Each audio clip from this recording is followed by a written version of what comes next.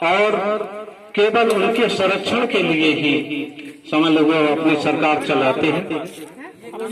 तो जून में वो एक ऐसा कानून ले आई जिसमें कि समझ लीजिए कृषि क्षेत्र में बहुत ज्यादा नुकसान होने वाला है। उन्होंने भंडारण की सीमा जो एक पहले एक लक्ष्य तय था कि जो छोटे दुकानदार हैं कितना भंडारण अपने यहाँ कर पाएंगे, बड़े लोग कितने कर पाएंगे या थोक व्यवसायी है कितना कर पाएंगे। इस सरकार ने उस भंडारण की सीमा को खत्म करने का काम किया। अब अभी एक जन हमसे बात कर रहे थे कि इसमें क्या डाटा है। भाई ये तो वही हाल हो गई, हमारे कई बुजुर्ग लोग भी यहाँ बैठे हैं। भाई पहले भी हम लोग जमींदारों के यहाँ रहे तो हमारा आप खेती करते थे। खेती उस समय भी हमारे आपके उससे ही होती थी, लेकिन जो अनाज होता था वो जमींदार की बखारी में पहुंच जाता था। बस केवल हमारा उड़ाया और तुम्हें ज्यादा जमींदार साहब ने अगर वो रहा तो आपको 10-5 किलो दे दी कि जाओ खाओ। तो वही ये सरकार करने वाली है, वो स्थिति में ला दिया।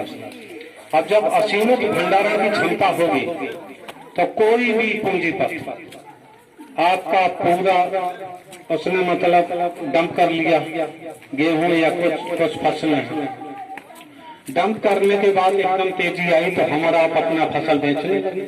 उन्हें भाई बेच दो, रेट बड़ा अच्छा चल रहा, बिका, उसने खरीद लिया। और जैसे ही हमारी आपकी फसल पैदा हुई, हमने आपने सोचा कि अब की यार गेहूं तेज रहा, गेहूं करो, तो उसने गेहूं अपना जो भरा था बाजार में उतार दिया। अब गेहूं 7 रुपए रह गया। तो मतलब ये पूंजीपतियों की व्यवस्था ये लागू होने वाली है। और कॉन्ट्रैक्ट फार्मिंग जो बड़ा अच्छा मोदी साहब रोज भाषण देते हैं कि साहब वो कॉन्ट्रैक्ट हो जाएगा और उद्योगपतियों से, तो इस संबंध में भी आप लोगों को हम बताना चाहते हैं कुछ मोटे तौर पे कि जैसे अभी हम ही आपने देखो आलू खरीदे थे 40 रुपए खरीदते रहे 30। अब जैसे ही किसानों ने अपने 1-1.5 पखिया खोलना शुरू किया, अब समझ लो 10 रुपया किलो, 12 रुपया किलो, 14 रुपया किलो आलू आता जा रहा है। तो कॉन्ट्रैक्ट फार्मिंग की बात हम आपको बताना चाहते हैं। जैसे हमारा आपका तय हो गया, तो उद्योगपति आया कि भाई साहब गन्ना पैदा कर दियो, क्या रेट रहेगा उनके साथ 200 रुपये। ठीक बात। अगर मतलब 200 रुपये से बाजार गिरा या मान लो शक्कर जो उससे उत्पाद तमाम पैदा होते, अगर वो न मिला तो वो आपको उसमें कमी निकालेंगे, साहब आपका गन्ना वैसा है और उसमें कीमत लगती है और फलाना है, तो साहब मतलब अगर रेट तेज हुए 400 रुपये बाहर रेट है, भाई साहब रेट हमारे 400 हम आपको नहीं देंगे। ये भाई हमारा आपका ये समझौता है, तो हमें आपको वो कोर्ट में खींचेंगे। और अगर जैसे रेट कम है बाहर तो हमारा आप गए तो नहीं भाई साहब हमारी आपकी 200 रुपये कैसे 200, ये सब तुम्हारा गन्ना भी धोने हैं, ये तो सब 100 रुपये हम नहीं लिए, तो हमें आपको बेचना पड़ेगा, हमारा गुलाम होगा। मंडी की व्यवस्था जैसे उन्होंने बताई, इस सरकार का जो उद्देश्य है आप लोगों ने भी देखा होगा, हमारे बहुत नवयुवक वर्ग है जो परेशान होकर लॉकडाउन के दौरान अपने रोजगार छोड़ के बेचारे अपने घर पे आए हैं। क्योंकि हम वो करने वाले हैं उसकी व्यवस्था की मंडियां प्राइवेट खोलेंगे, बाहर जो मंडियां होंगी उन पर टैक्स नहीं लगेगा किसानों को, ये भी पागल बनाने की बात है। मंडियां खोलेंगी, जैसे औरिया में मंडी है हमारा गई, तो हमारा जो टैक्स देते हैं तो उसमें तमाम तरीके का वो टैक्स खर्च होता है। जैसे जो इकट्ठा होगा उससे सड़कें बनती हैं मंडी समिति से, तमाम तरह के विकास कार्य होते हैं, गौशालाओं के लिए उससे पैसा जाता है। प्राइवेट मंडी बाहर होगी, ठीक है, हमें आपको टैक्स नहीं लगेगा 1-8%,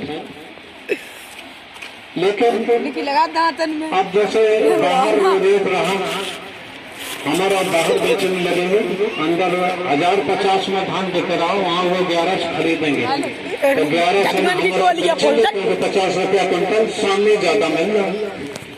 वो हुआ तो धीरे धीरे ये मंडियां खत्म हो जाएंगी। जब सरकार की मंडियां खत्म हो जाएंगी तो उसके बाद तो वो तो बाई प्राइवेट है भैया, तो उनने अपने समय थे तो उन्होंने सुना 7 रुपये हम खरीदेंगे।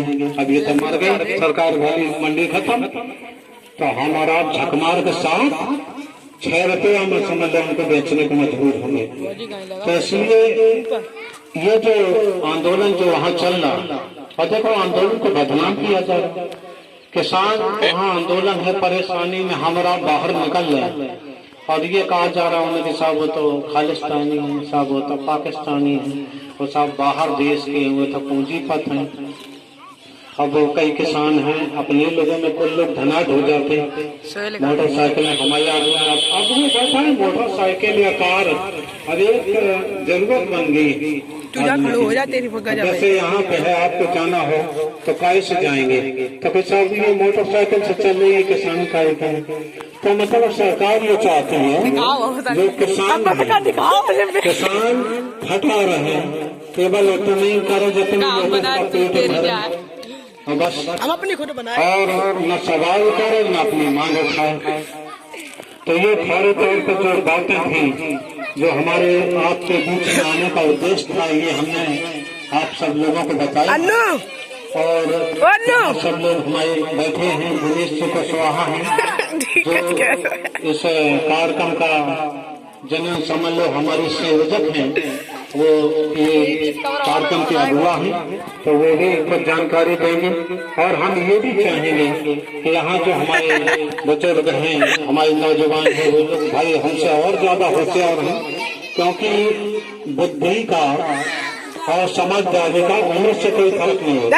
लगती मेरी जैसे ये मोबाइल है, हम और आप नहीं जानते, जितने समझ छोटे बच्चे जानते हैं, तो अगर हमें इनसे सीखना है तो भाई साहब हमें कोई शर्म की बात नहीं। तो हम ये चाहेंगे कि आप दिनेश जी कुशवाहा हैं तो वो बताएं कि क्यों हमें आपके बीच में आना पड़ा और क्या उद्देश्य है इस कार्यक्रम का, क्यों मतलब किसान यहाँ पे दिल्ली में सड़कों पे जमा है, आखिर क्या बात है। बहुत बहुत धन्यवाद सभी लोगों का।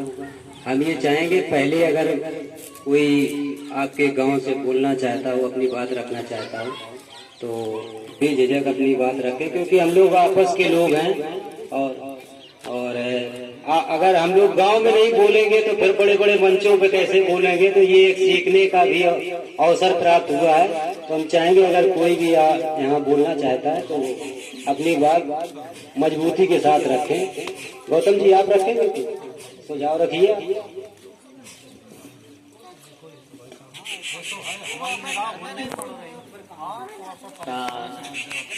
आए हुए सभी लोगों का हार्दिक अभिनंदन करते हैं।